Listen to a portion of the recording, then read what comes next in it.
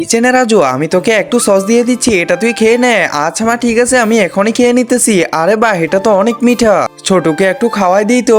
আরে ছোটও খাচ্ছি মা, আরেকটু দাও না। না না, আর দেওয়া হবে না। আচ্ছা ঠিক আছে, এই তো রেখে দিলাম এখানে। আরে ছোটু এখানে কি করতেছে? আরে ছোটু তুমি এখানে থাকো, আমি একটু কাজ করে আসি। আরে মা তো এখানে কাজ করতেছে, মায়ের পায়ে তো দেখি পায়েলও আছে। মা যদি আসে তাহলে এত আমি বুঝতেই পারবো। একটা কাজ করি, তাড়াতাড়ি ওটা নিয়ে চলে যাই। আরে কি ব্যাপার, কিসের শব্দ হইতেছে? আরে পায়েলের শব্দ হইতেছে, তাড়াতাড়ি রেখে দিয়ে লুকায় পড়ি। আরে মা তো ওইখানেই কাজ করতেছে, যাই আরেকবার যা, তাড়াতাড়ি যেতে লাগবে। আরে এখন আবার শব্দ করতেছে, এবার তো আসতেছে মনে হয়, তাড়াতাড়ি লুকায় পড়ি। আরে মা তো ওইখানেই, কিছুই বুঝতেছি না, তাহলে পায়েলের শব্দ কোত্থেকে আসতেছে? এবার তো আসতেছে, দেখি তো কি করতেছে। কে এই পায়েলের শব্দ করতেছে? তাড়াতাড়ি গিয়ে দেখতে লাগবে তো। একজন মা কতটা আপন হয়ে থাকে, যার মানেই তাকে জিজ্ঞাসা করে দেখো। তো দেখা যাক বন্ধুরা, এই মায়ের জন্য কে ভিডিওটিতে লাইক এন্ড সাবস্ক্রাইব করে।